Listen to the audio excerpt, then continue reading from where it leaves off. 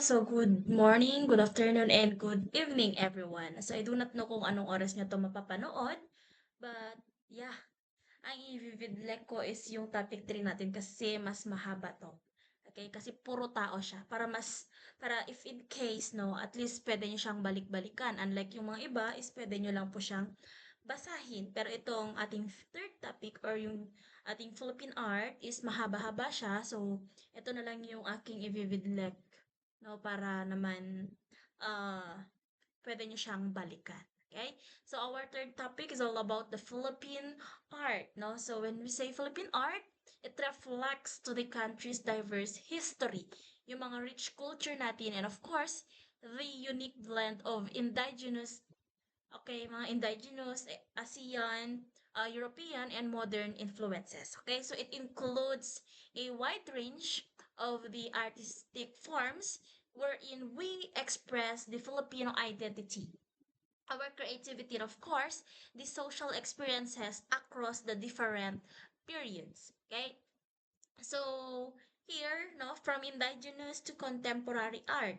No, so we have also the national artists afterwards. Okay, so here is the objectives. Now we need to compare from pre-colonial and colonial art styles, and of course to curate a virtual exhibit of Filipino art soon. Okay, so here, so we are going to discuss first the indigenous to contemporary. Okay, so here, no, so Philippine art is or has evolved, no, across the centuries.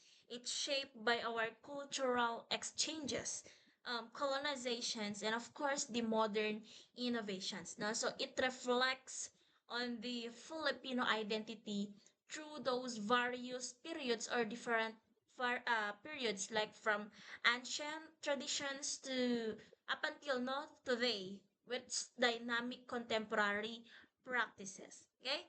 So we have here the indigenous or yung pre-colonial natin. It's the indigenous Philippine art. When we say here, no, the art is created by those early Filipinos before the foreign influences. So it reflecting the traditions, the beliefs, and of course the daily life of the ancient communities. Okay? So we have some key characteristics. No? So in indigenous, they have the strong connections to the nature. So their materials is came from wood, from bamboo, sa mga stone, um, clay, and of course, the natural fibers. Okay? It is also spiritual and ritualistic. So bakit kaya? There are many artworks wherein it is used for ceremonies, for healing, for honoring their ancestral spirits. Kaya yun po yung gamit. Okay? It is also community-centered. Bakit siya community-centered? Because there are some art that is created from for communal use, no? Hindi lang siya pang individual faith. Okay? For communal or pang karamihan or pang community. Okay? It is also functional and symbolic. So yung mga arts po nila, no? Those objects is serve as their daily functions. It express the identity, the status or belief of those people. So ano yung common art forms during this indigenous art, no? So they have the pottery. So ano naman yung nasa pottery? Okay? Most before kasi they have the manunggul jar, which is they use for burial or rituals. Okay? Weaving is meron din silang tinatawag na tinalak or yung mga inabel, which is it's part of their cultural identity. There are also body ornamentation. So ano yung mga ginagawa nila? They have their tattoos or batok, which is it's as symbolize bravery and status. They have also the sculptures and carving. They have also the architectures like bahay kubo, yung mga yan. And metalwork and jewelry, ito naman yung mga gold ornaments ng mga tao before. Okay?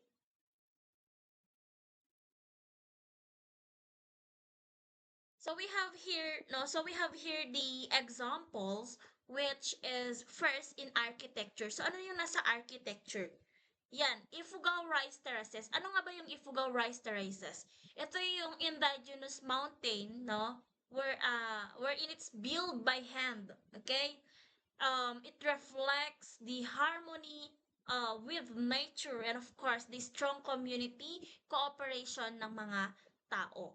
No? So, meron din yung tinatawag nating Torogan wherein it's part of the Maranao Royal House wherein it's ancestral house po siya for Maranao nobility. Okay? It's decorated with ochre carvings wherein it symbolizes power and cultural identity. Okay? Next naman is sculpture. So, ano naman yung nasa sculpture? Bulol or yung rice god. So, it is a wooden figures wherein they believe, no, to guard the rice harvest and to bring prosperity. And of course, last is manunggol jar. So, ang manunggol jar, ginagamit naman po siya for burial. It's a burial jar from Palawan, wherein it symbolizes the ancient belief in the journey of the soul after the death of that person. Okay? So, yung mga sinasabi kong example dito, yung mga meaning niya, i-take down notes nyo kasi possible na lalabas yan sa exam. Okay? Next naman is weaving. So, sa weaving na ba, tinalak or sa tiboli, no? It is a woven from abaca fibers. Okay? So, ang tinalak is they use abaca fibers. Okay? The designs come from Dreamweavers, okay, were inspired by their dreams. Okay? So, Inabel naman is sa Ilocos. Now, it's a hand-woven textiles wherein it's known for durability and those geometric patterns like yan nandyan sa PowerPoint natin. That's like geometric patterns. Okay? Pinya cloth or ito naman is matatagpuan sa Aklan. No? It is fine, delicate fabric that is made from pineapple fibers. Okay, it's traditionally worn by those elite or elite. Okay, tattooing naman. So tattooing is meron tayong tinatawag na batok, which is it is a Kalinga traditional tattoos wherein intricate tattoo patterns. Okay, yung pattern po siya wherein it's by hand tapping. Okay, it symbolizes bravery. It is also symbolize beauty, and of course, it's symbolize their identity. And of course, lastly is they have the woven, ornaments, kako pala, no? So, sa ornaments, meron silang beads. Ano yung beads? They use in clothing also, and of course, accessories for decoration. It is also part of their social status and their ritual significance. Okay? So, brass gongs, ito naman yung kulintang and gandingan. Okay? They use in musical symbols and rituals. They are considered both musical and of course, it is cultural art forms. And lastly is they have the woven accessories. So, ano naman itong mga to? The bags, the belts, mga headpieces wherein it made from natural fibers wherein showcase, no, pinapakita niya yung craftsmanship ng mga tao and of course the cultural stories. Okay?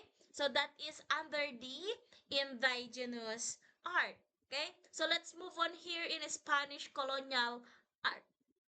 Okay? It's the 1521 to 1898. When we say Spanish, no, during the Spanish colonial period, ang art po natin is mas nagiging powerful siya, no? So, it's a powerful tool for religion and colonizations. No, so yung mga Spanish friars po natin is ginamit po nila yung art to spread Christianity, to teach biblical stories, okay, and to reinforce a colonial authority. Okay? So, they have also the key characteristics. So, ano yon? Una, art is served as religious purposes. So, there are most, okay, or most of the artworks were created to support the Catholic teachings. Yung mga paintings nila, yung mga sculptures nila, or the church, no?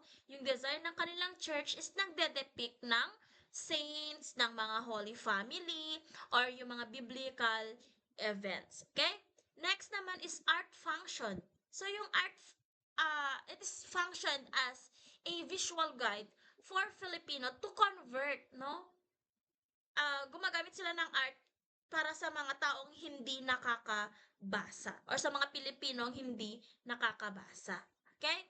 Pangalawa, it's an introduction of Western techniques. Bakit? Kasi yung mga Spanish friars natin and of course the artists, they introduced the realism in classical painting styles. They use also stone and brick architecture. Kaya kung napapansin nyo sa mga simbahan, is most, no? Eh, gawa po sila sa mga stones and bricks. Okay?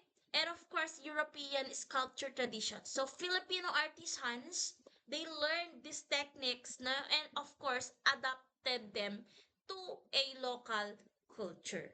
Okay?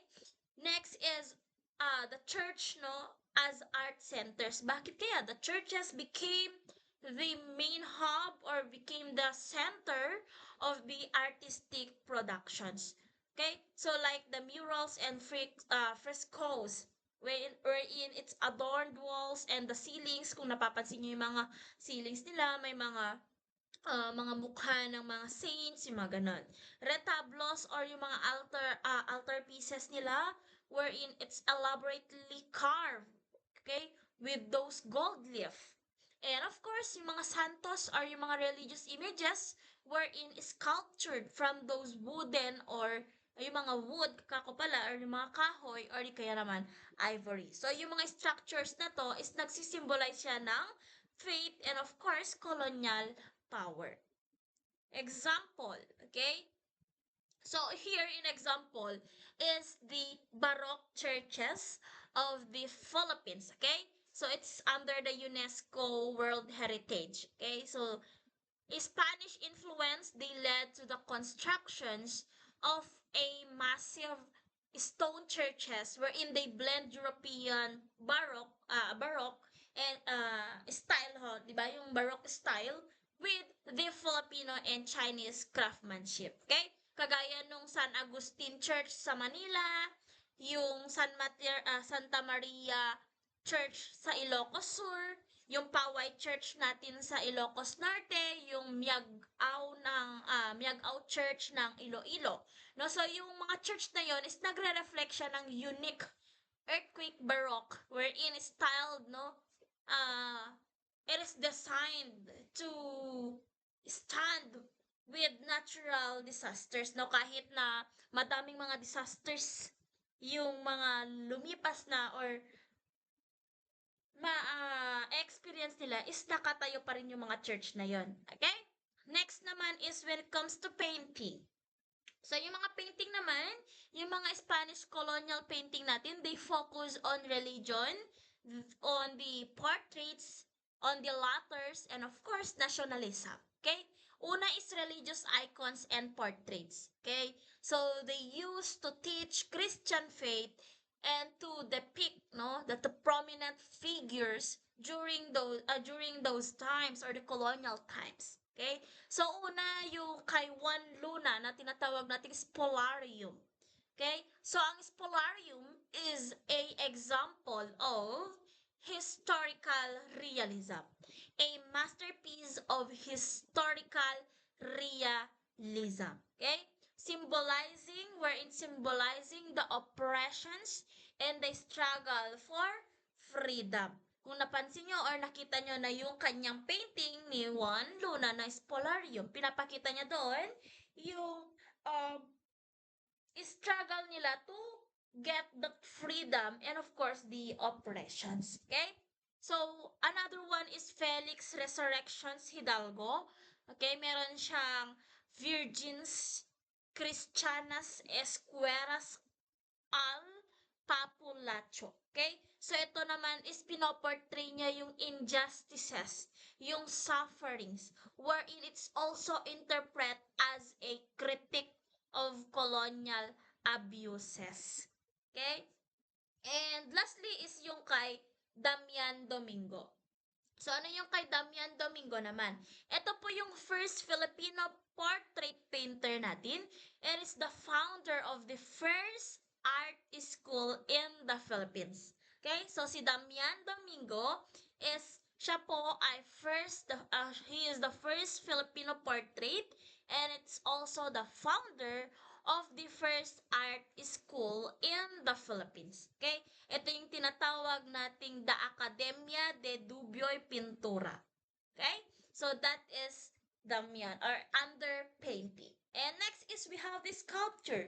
So in sculpture, the Spanish, no, it influenced to produce highly detailed religious sculptures. Like yung mga santos natin, yung mga retablos natin sa church. Okay?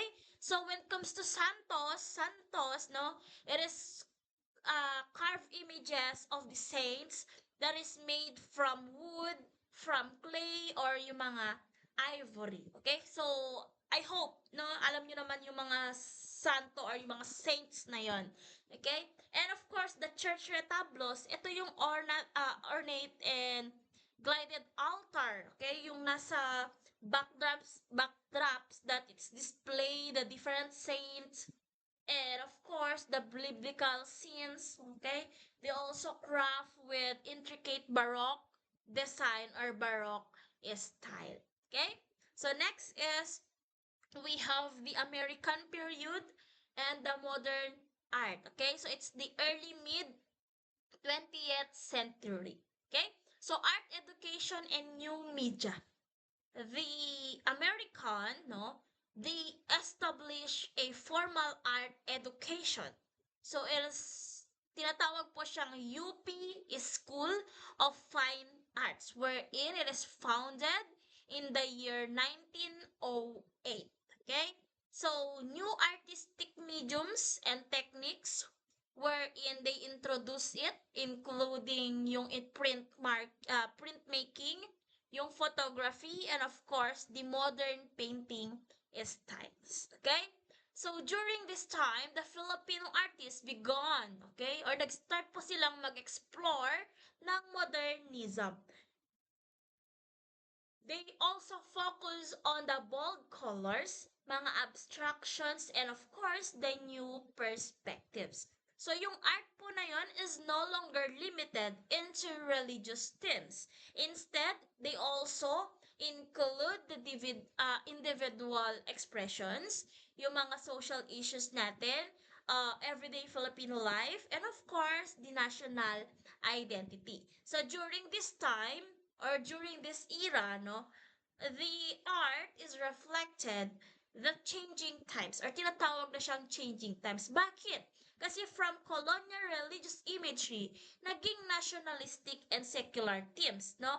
From strict academic realism to experimentation and personal style. Okay? So, dito na po nagkakaroon ng unti-unting pagbabago. Okay?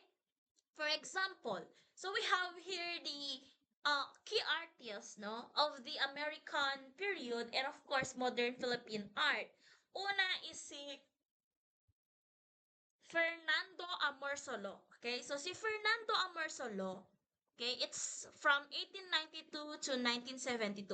Si Fernando Amorsolo, he is known as the grand old man of the Philippine art. Okay, famous po siya or is because of the bright, glowing rural landscape wherein it is idealized the Filipino life. So, ano yung popular work ni Fernando Amorsolo? Ito yung Maiden in a Stream. Okay? So, ano yung kanyang signature style? Gumamit po siya ng backlighting or Amorsolo glow. So, it's a romantic rural scenes. Okay? Pangalawa, we have Victorio Edades. So, si Victoria Edades naman po, he is the father of the Philippine modern art. Okay? He introduced the bold, abstract, and of course, expressionist style. Okay? So, bakit siya famous? Because of his work, The Builders. Okay? So, yung mga sinasabi kong ginawa nilang or famous work nila is pwede nyo po silang i-search. Okay? So, it is challenge the traditional beauty standards and of course, the academic realism. Okay? Pangatlo is we have Carlos Botong Francisco. Okay? So si Carlos Botong Francisco naman is also a national artist for visual arts. Okay? So, uh, Renaud, the muralist who is or who portrayed the Filipino history, the culture, and of course, the myths. Okay? He is known for the large scale, yung mga narrative murals niya in a dynamic forms and of course, colors. Okay? Next naman is kay Galo Ocampo. So yung kay Galo Ocampo, he is also a modernist painter wherein he is known for symbolic and stylized, okay, religious artworks. Okay, so it introduced the contemporary interpretations of Christian iconography. Okay, and of course is si Anita Magsaysay Ho, wherein he is one of the pioneering female modernists in the Philippines. Okay, so she celebrated for depicting Filipino women engaged in daily labor. Okay, so he is known for graceful forms, for harmony, and of course the movement. And lastly is we have Guillermo Tolentino. So yung kay Guillermo naman, he is also famous or is part of the national artist for sculpture. Okay, it's created the iconic national monuments and of course classical sculptures. Dalawa yung kanyang major works. Una is yung The Oblation, wherein UP symbol of academic freedom. And pangalawa is yung Bonifacio Monument na nakikita natin sa Caloocan. Okay? So, ano yung kanyang style? It's classical, realistic, and of course, heroic. Okay? Now, so let's move on to contemporary art. So, in contemporary art, it reflects the modern realists, technology, globalizations, and social issues. Okay? Reflecting modern realities.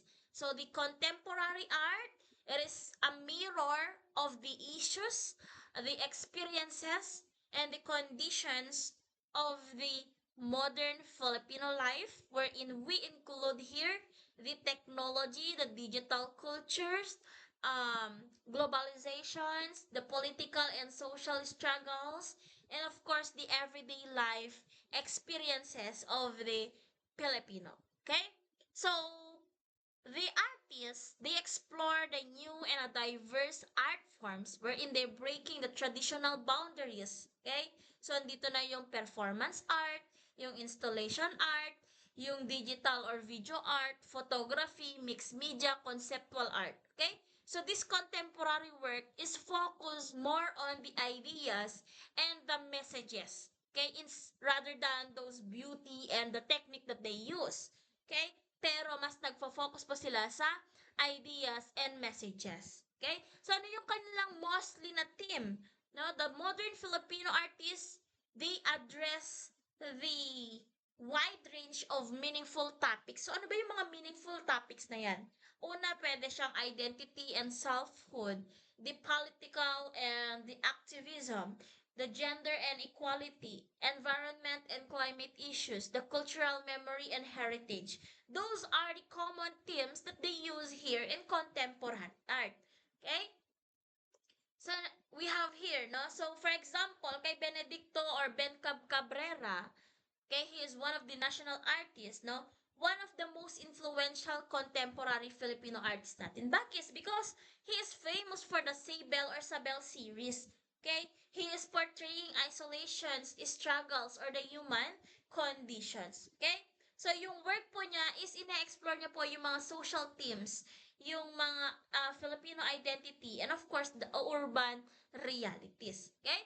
So, next naman is we have Rodel Tapaya. So, si Rodel Tapaya naman, he is known for visual storytelling wherein it's inspired by Philippine folktales, the myths, and of course, legends. Okay? So, it combines the contemporary technique with the traditional narrative forms. Okay, they use bold colors, the large and detailed compositions. Next is we have Leroy New. So si Leroy New, multidisciplinary artist po siya. Okay? Wearable art, sculptures, large-scale installations. Dun po siya magaling. Okay? So yung work po niya, nagbe-blend ng science fiction, ng mga Filipino mythology, ng futurism. Okay? So it's sometimes he use recycled or unconventional materials. Okay? And last is si Julie Locke or Latch, no? Here are a renowned feminist sculptor. Okay? So he or she create realistic and of course emotionally charged sculptures wherein ina-highlight po niya dito yung mga na-experience ng mga kababaihan, yung gender issues, the social and personal identity, yung mga yun. So kilala po siya because of terracotta and life-size figurative artworks. Okay? So in addition, meron din po tayong si Mark Justiniani. Okay, so kilala po si Mark because of the installation art wherein he used mirrors, the lights, and of course, optical tricks. Okay, so yung work po niya it is illusionistic depth. Okay, it's appearing like endless tunnels. Okay, alternate spaces. Okay, ine-explore po niya yung theme of memories, of the history, and of course, perception. We have also Kidlat Tahimik. So, sino naman tong si Kidlat Tahimik? He is recognized as the father of the Philippine independent cinema. So, yung mga film po niya is naglalaman po ng documentary style, imagination, cultural critique, and indigenous perspective. No? So, it challenged the Western narratives and it celebrate the Filipino identity and of course, the storytelling. Okay? So, we have also si Dex Fernandez or the Garapata Man wherein it is a contemporary street and pop artist because he is known, no, for his signature character na garapata or tick, no? So gumagamit siya ng mga vibrant colors, ng mga graffiti, stickers, murals, yung mga yan. So yung kanyang work is proliferation, yung mga identities, and of course the urban cultures. And lastly is we have Brenda Fajardo. Okay, so isa siyang virtual artist wherein in-integrate niya dito yung tarot card imagery, folklore, and of course, historical symbols. Okay? So, yung kanyang artwork is naglalaman ng Philippine history, ng social justice, ng national identity, no? So, he is known for unique storytelling through symbolic and narrative-based compositions. Okay? So, that is our topic, no? So, on the third topic pala to kasi ang last topic natin, it's all about the national artists of the Philippines. Okay? Now, let's move on here in the national artists of the Philippines, no? So, ano nga ba ang national artist, no? Pag sinabi natin national artist of the Philippines, it is the highest recognition that is given to the Filipino individuals who have made a outstanding and significant contributions into the development of the Philippine arts and of course culture, no? So it is awarded by the NCCA, CCP, and of Office of the President. So pag sinabi nating NCCA, it is the National Commission for Culture and the Arts. Pag sinabi nating CCP, it's the Cultural Center of the Philippines. And of course, pag sinabi naman nating Office of the President, edi syempre, dun sa office po ni Pangulo. Okay?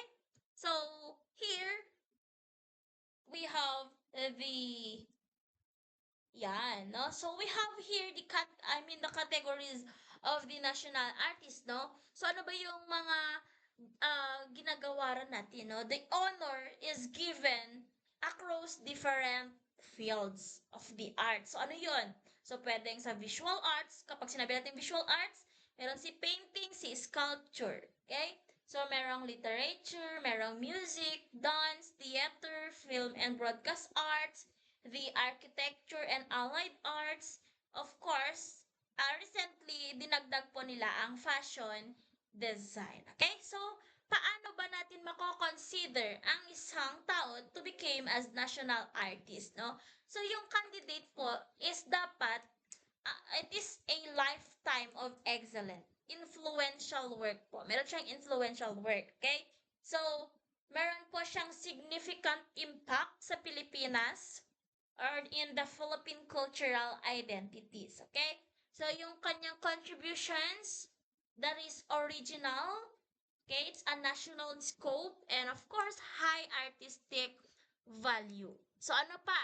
It helps to shape or to change the directions of the Philippine arts. Okay? So that is how a person in the Philippines to make as a or to consider it as national artist. Okay? So here, the Order of National Artists or ONA is the highest national recognition of the Filipino individuals who have made significant and lasting contributions to the Philippine to the development of Philippine arts and culture.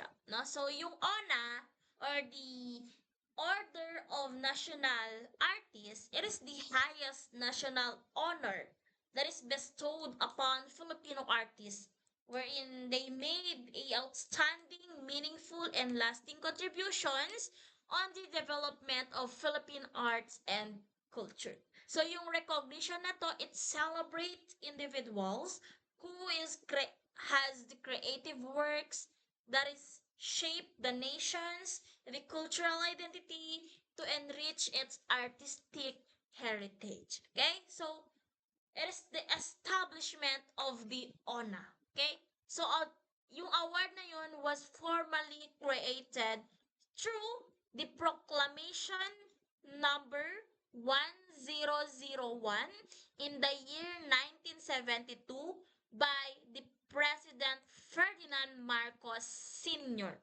Okay? So, it was established upon the recommendation of two key cultural institutions. So, ano yung dalawang cultural institutions natin? It is the CCP and the NCCA. It is the Cultural Center of the Philippines and National Commission for Culture and the Arts. Okay? So, together with these organizations, they will oversee the selections, the evaluations, and nomination process for this kind of award. Okay? So next, we have, let's move on here in visual arts. We're in the painting and the sculpture. Okay? So dito, the national artist recognized for the exceptional contributions to the Philippine painting and of course, in his sculpture. Okay? So una nating kino-consider as the one is si Fernando Amorsolo. So si Fernando Amorsolo, it's during the 1892 to 1972, no? He is the first national artist for painting. Okay? So ano yung kanyang contributions and style?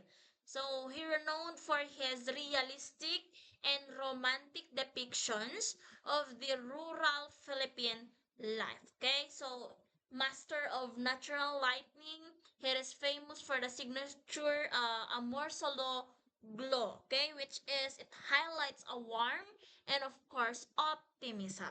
So yung art po niya, it captures the beauty of Filipino culture, traditions, and of course, everyday scenes. Okay? So yung kanyang mga arts is pwede siyang countryside landscapes, yung mga dalagang Filipina or Filipino women, farming and harvest scenes, the traditional life and cultural values. So, yun yung kanyang mga nagiging team sa kanyang mga artwork. Okay? So, ano yung kanyang famous works? Una is yung planting rice. Pangalawa is yung dalagang bukid. At yung pangatlo naman is yung maiden in a stream. Okay? So, ano yung kanyang iniwan? Okay, so he celebrated a symbol of Filipino identity and heritage. So yung kanyang painting is naglalaman ng simplicity, harmony, and of course, national pride. Okay, so he left a lasting influence on generations of the Filipino artists. Okay, so now let's move on to Carlos Botong Francisco. It's the year 1912 to 1969. Okay, so he's also a national artist for painting in the year 1973. Okay, so si Botong or si Carlos is a muralist and illustrator. Okay, he is known for portraying the Filipino history, the culture, and of course the identity. No, so he was recognized for his bold colors, the lineal forms, and of course a dynamic storytelling using a large scale murals. Okay, so it is part of the triumvirate of modern art. Okay, kasama niya po dito si Victorio Edades at saka si Galo Ocampo. So ano yung kanyang famous works? Una is The Progress of Medicine in the Philippines, which is nakikita ngayon sa National Museum. Okay? Pangalawa is yung First Mass at Limasawa. Okay? It is a numerous historical murals that is found in Manila City or Manila City Hall, in Philippine General Hospital, and of course in other public spaces. Okay? So, ang kanyang iniwan, it's or yung kanyang part of the legacy, it is all about to strengthen this historical and cultural awareness among those Filipino using visual art. Okay? So, yung mga murals niya, it continues to serve as a educational and cultural treasures from those public buildings, hospitals, and museum. Okay? So, ito po is kino-considered as one of the greatest visual storytellers in our Philippine art history. Okay? Okay, so next is we have here Victorio Edades. Okay, so it's the year 1895 to 1985. O, di ba? Nagkabaliktad lang yung 1895 sa 1985 niya. No? So, he is a national artist for painting in the year 1976. Okay? So, ano yung kanyang contributions and style?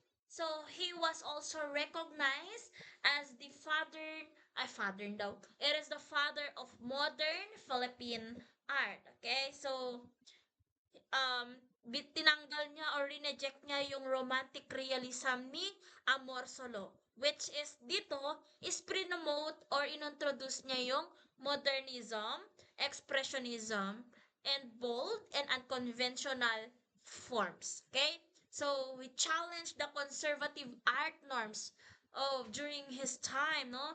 He emphasizing the emotions, the distortion, and of course the social themes. Okay, so one of his famous work is the Builders. So it's a landmark modernist painting wherein it highlights the struggles and of course the dignity of the Filipino laborers during his time. Okay, so one of his legacy is to inspire the future generations to experiment, to innovate, and to redefine the art beyond those traditions. Okay, so advocated for his artistic freedom and a new ways of seeing and shaping the directions of Filipino modern art. Okay, so it formed the triumvirate of modern art which kasama niya dito si Gallo Ocampo at saka si Carlos Francisco or si Botong. Okay? So next is we have Benedicto Cabrera, no? Hindi ko na napalitan yung mukha ni Benedicto Cabrera or si Ben Cab, no? Pasensya na. Hindi ko na na-edit, okay?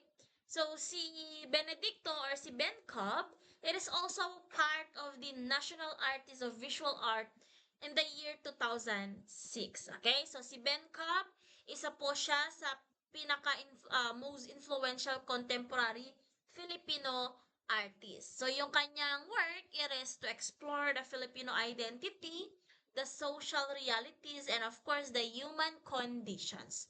Okay, so he is famous because of the Sabel series, wherein inspired by a real scavengers woman. Okay, so in-sketch niya po to in the year 1960s. Okay, gumamit po siya ng expressive lines, ng mga textured strokes, ng mga emotional depth. Okay? So, pinag-blend or pinagsama-sama niya yung realism, modernism, and social commentary sa kanyang work. Okay? So, one of his famous works, sabi ko nga kanina, it's the Sabel series, yung Larawan series, and of course, the Ben Cubs Erotica. Okay? So, ang siya, no, ano yung iniwan ni, or ano yung kanyang legacy, no? He established or he founded the Bencab Museum na natatagpuan or nakikita natin sa Baguio, okay? Wherein it supports the contemporary Filipino artists and to preserve Cordillera heritage, okay? So, it is to continues to inspire the young artists, okay, or the new generations with the themes of dignity, identity, and of course, the social awareness. Okay? So next we have Arturo Luz. So si Arturo Luz naman, okay, it's the year 1926 to 2021. Okay, so he is a national artist for visual arts in the year 1997. Okay, so si Arturo Luz, isa po siyang pioneering modernist. Okay, it's known for his elegant, ano yung kanyang ginamit? It's a geometric abstractions and minimalist style. Okay, so yung kanyang work is to emphasize the symmetry, the rhythm, and of course, the clean lines. Okay, so gumamit lang po siya ng mga simple shapes, ng mga muted colors, ng mga precise lines, mga ganun. Para po makapag-create siya ng isang harmonious and balanced art. Okay, so sometimes it is inspired by those urban life, those movement, and of course human figures to reduce, no, to their basic forms. Okay, so it's a key in a key figure in establishing the modernism in Philippine art. So ano yung kanyang famous works? Una is yung Cyclist. Pangalawa is yung Man in the Guitar. And pangatlo is yung City. Okay? So ano yung kanyang iniwan or legacy? He elevated the Philippine art to international recognitions through modernist aesthetic, no? So it played a major role in shaping the contemporary Philippine art with the help of, or with, I mean through the exhibitions and cultural leaderships. Okay? Next is we have Napoleon Abueva. So si Napoleon Abueva naman is a national artist sculptor in the year 1976, no? So si Napoleon Abueva, it is honored, no, as the father of modern Philippine sculpture. Okay?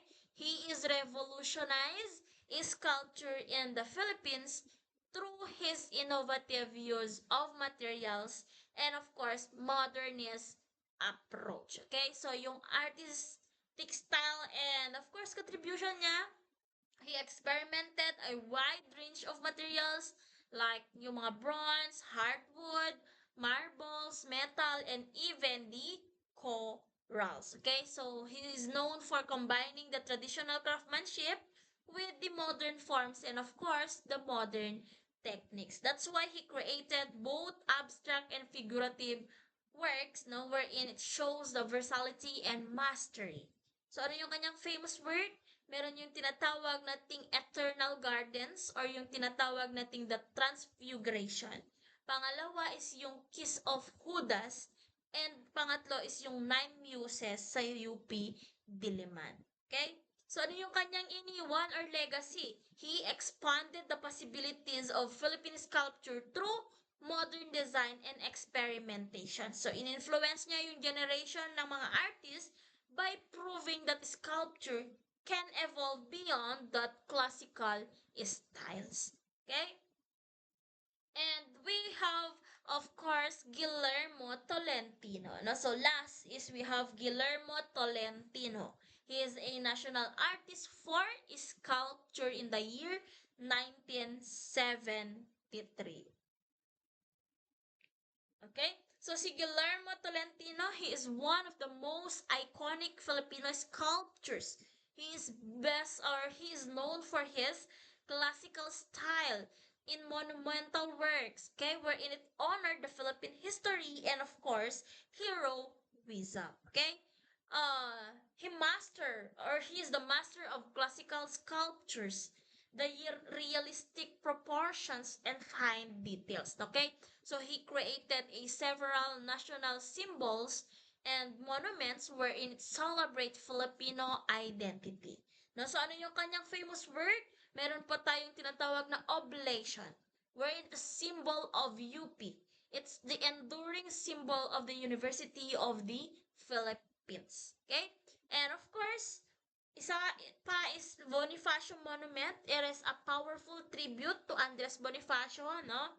Kilala nyo naman siguro si Andres Bonifacio. And of course, the Katipunan, wherein it symbolized bravery and patriotism. Okay? So, his work is embody a national pride, heroism, and of course, cultural identity. Okay, so it influenced the next generations of sculptors with his mastery, okay, of form and historical storytelling. Okay, so next let's move on here in the architecture design and allied arts. Okay, so the national artist, it is shaped the Philippines built environment, cultural landmarks, and modern design identity. Okay? So we have here Leandro V. Locsin. Leandro V. Locsin. Okay? So si Leandro, it's national artist for architecture in the year 1990. Okay, so he is known for his modern architectural style that is seamlessly blends with the Western technology, okay, with the Filipino cultural sensibilities. Okay, so he used concrete, open spaces, and floating volumes to create a structures that it feels both monumental and graceful. So ano yung kanyang famous works, no? The Cultural Center of the Philippines or yung CCP. Okay? Also the Church of the Holy Sacrifice na nakikita sa UP Diliman. Or next naman is the Philippine International Convention Center na kung saan ito yung mostly na pinupuntahan ng mga nakakapasa ng board exam para kumuha ng or I mean to have their oath taking, no? That is famous. One of the famous na pinag-oath takingan ng mga nakakapasa ng board exam. Okay? So yung kanyang legacy, no, he is recognized as the master of space and concrete. Okay? So Siloxin, it shapes the modern Philippine style or skyline kako pala, no? So his works is celebrates the identity or national identity, the cultural sophistications, and of course, progress. Okay? So continuous until now nagagamit natin yung mga kanyang nagawa. Okay? So, yun lang. Mag-isa lang si Leandro V. Locsin dito sa architecture. Okay? So, let's move on here in theater, film, and of course, broadcast art. So, these are the three major fields of creative expression and storytelling that we use in performance, visual imagery, and media to communicate our ideas, our emotions, and of course, the culture to our audience. Okay? So, una is we have the theater. No? So when we say theater, it's a live performance on that stage. No, we use actors, scripts, yung mga props, music, lightning. No, so we include here plays, musicals, yung mga dramas, and any stage productions. Okay? So, ang theater is para po siyang storytelling that is performed in front of a live audiences. Okay? Pangalawa is we have the film. No, it's moving image recorded on our camera. Okay? So we include here the movies, yung mga documentaries, short films, animations. Okay?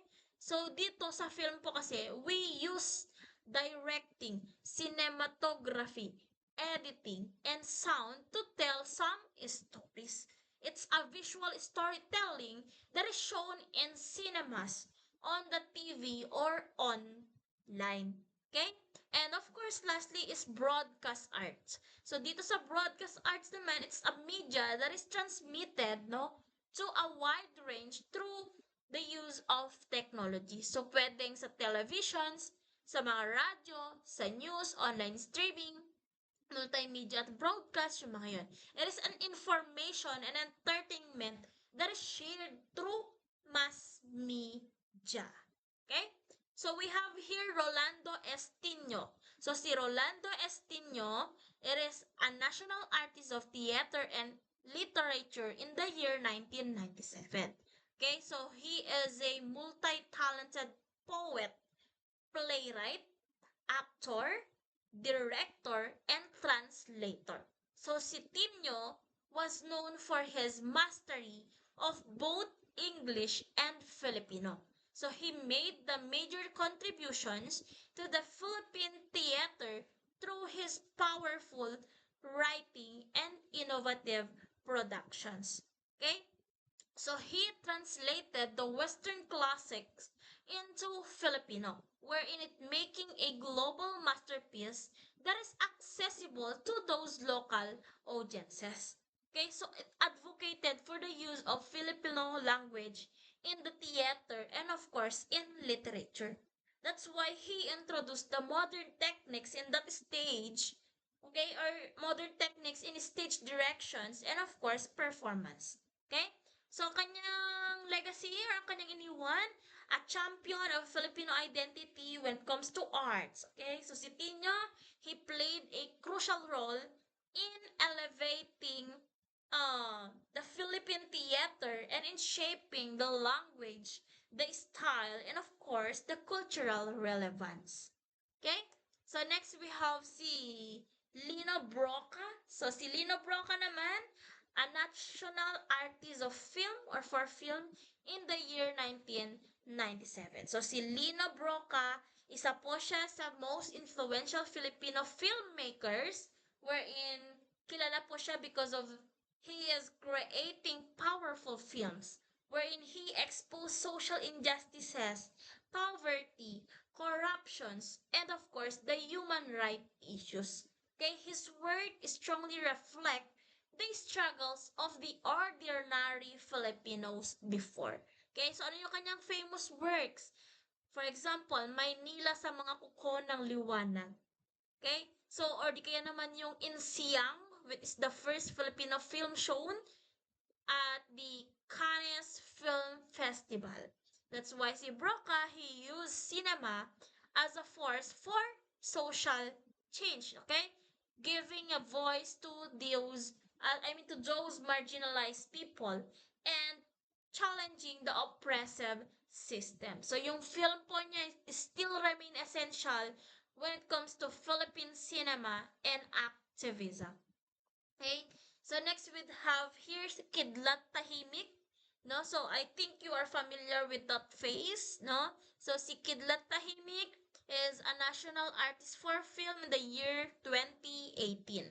So si Kidlat Tahimik, it is also widely regarded as the father of Philippine independent cinema.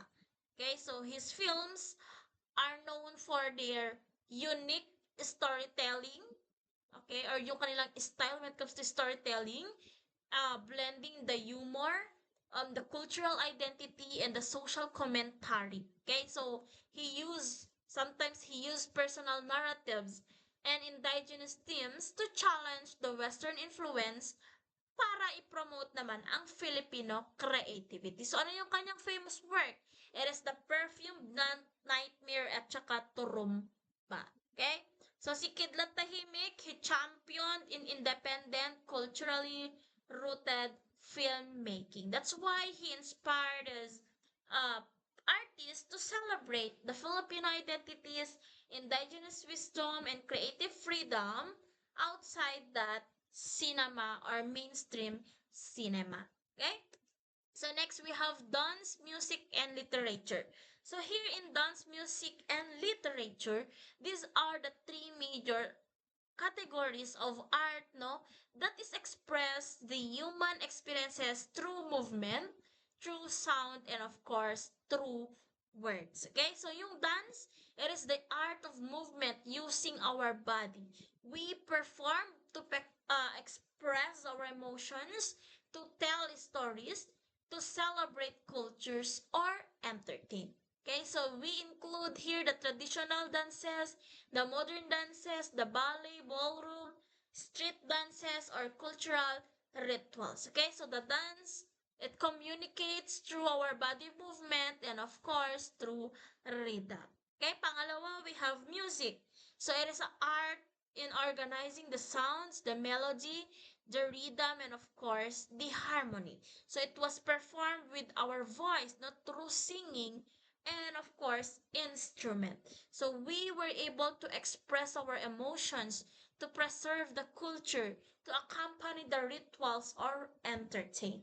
Okay, so the music, it express our ideas and feelings through sound. Okay, and of course literature.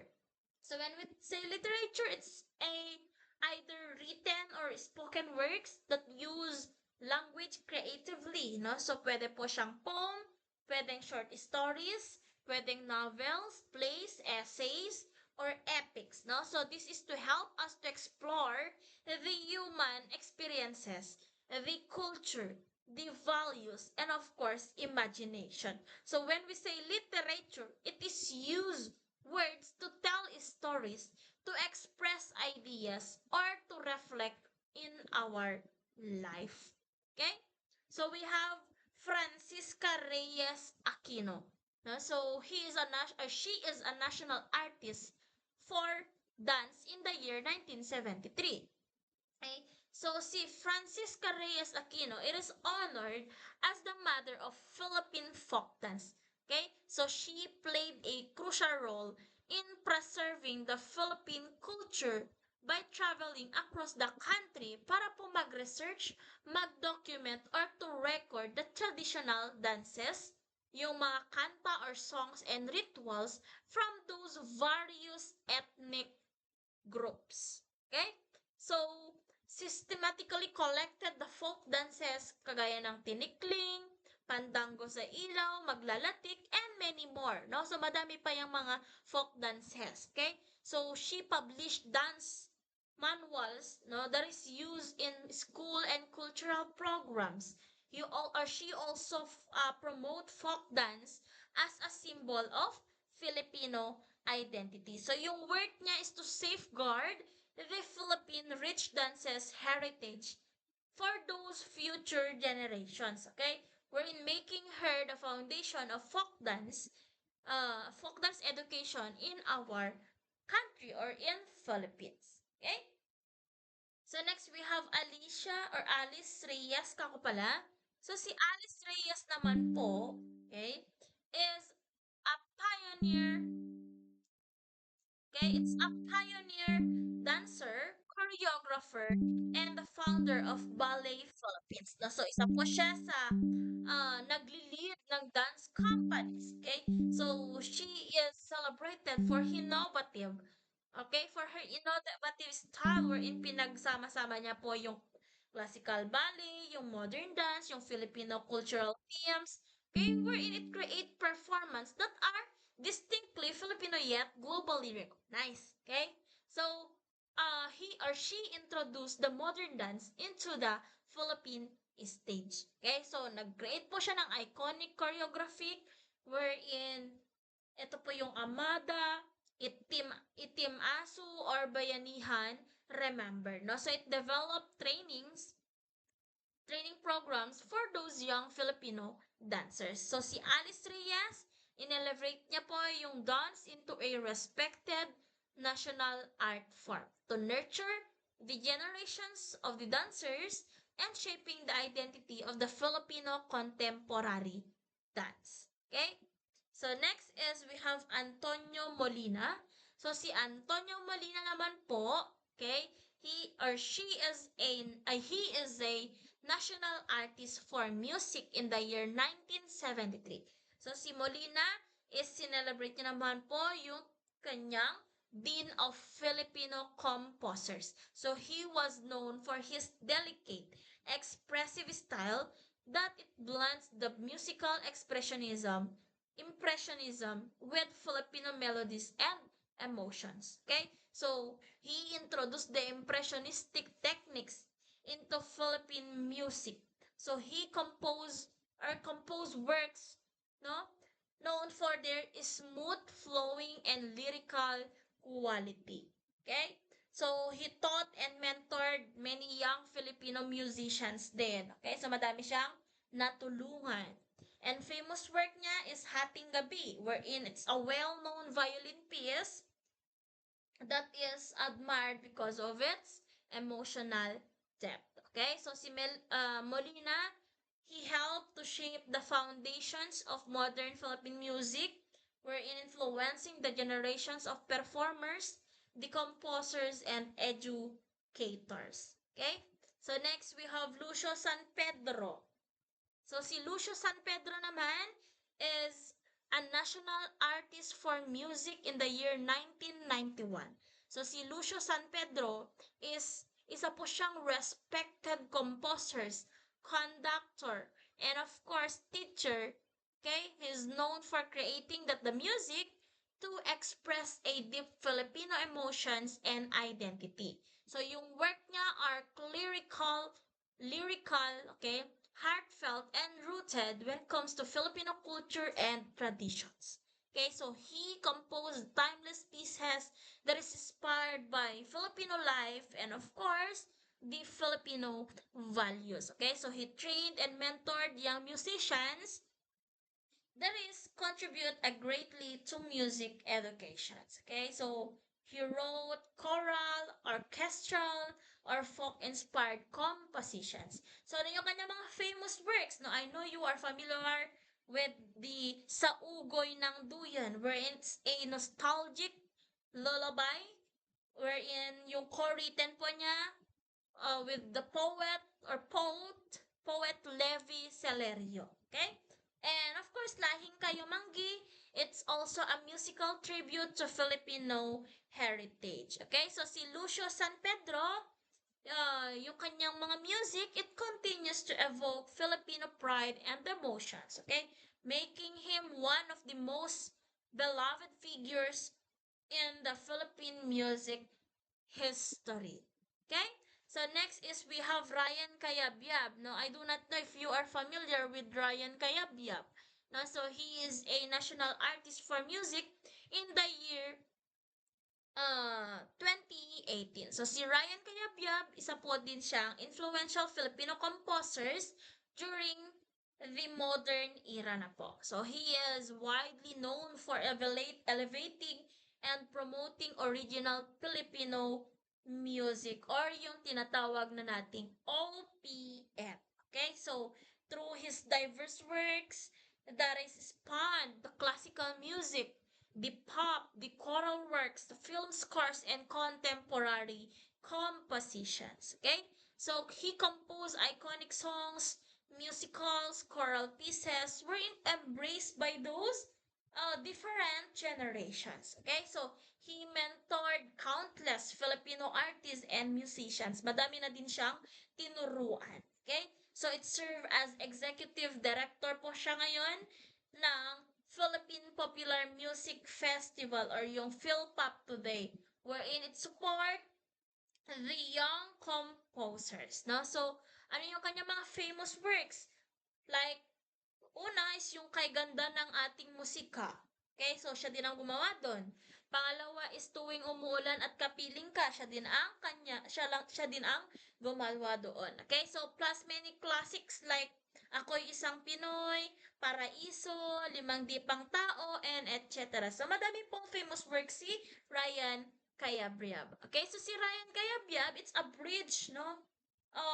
Classical, pop, and contemporary Filipino music. Okay, so making the OPM globally recognized and inspiring to the new generations to embrace the Filipino musical artistry. Okay? And lastly is we have Nick Joaquin. Okay, so si Nick Joaquin naman, he is a national artist for literature in the year 1976. Okay? So si Nick Joaquin, isa po siyang Filipino writers na iniidolo at kinilala during that time because of his rich storytelling and a deep explorations of history, of the identity, culture, and colonial influence. So, yung work po niya is pinag-blend niya po yung kanyang imagination with the help of historical insights and of course revealing the complexities of the Filipino side. Okay, so he wrote short stories, novels, essays, and of course plays that examine the Filipino traditions and social realities. Okay, or realities. Okay, so he mastered the English prose. Okay, gumamit siya ng lyrical, symbolic, and philosophical style. And of course, he explored those different themes like memories, the time, the identity, and cultural transformation. So his famous work is una is yung Mayday Eve and the woman who had two novels. And also, no, he added a portrait of the artist as Filipinos. Okay? So si Nick Joaquin po kasi is provided, okay, a profound understanding of the Filipino identity and history. Okay, so we're influence the generations of the writers and shaping the Philippine literature. Okay, and lastly, okay, so we have Edith Tiempo. It's a national artist for literature in the year 1999. Okay, so si Edith Tiempo is the first Filipino artist for literature wherein she was known for her poetic precisions, for depth, and of course moral insights. Okay, so she wrote a poetry, fictions, and of course literary criticisms. Okay, wherein explored the human relationships, the ethics, and personal figures with clarity and emotional strength. Okay, so ang kanyang contributions, no, she produced works that is admired for their craftsmanship and powerful imagery. She taught and mentored generations of the Filipino writers. She is also co-founder of the Silliman University National Writers Workshop. Okay, kasama po niya yung kanyang husband na si Edilberto Tiempo. Okay? It is the oldest creative writing workshop na meron po sa Asia. Okay? So si Edith Tiempo, she helped in shaping the Philippine literature by nurturing these young Filipino writers and raising the standards of writing in the country through her artistry and of course in teaching. Okay? So that's end with our last topic. No? So I hope you are going to watch this video lecture. No? So and after that, no, kindly review. No? So because kapag meron tayong face-to-face next week, no, I think sana naman meron para naman makapag-quiz na rin kayo sa akin. Okay? So, be ready always, no? Kailangan nyo maging ready palagi. Kasi now, magpapag-quiz na ako kasi wala kayong quiz sa akin ng midterm. Okay? So, that's it. I hope you are going to watch this video. Thank you!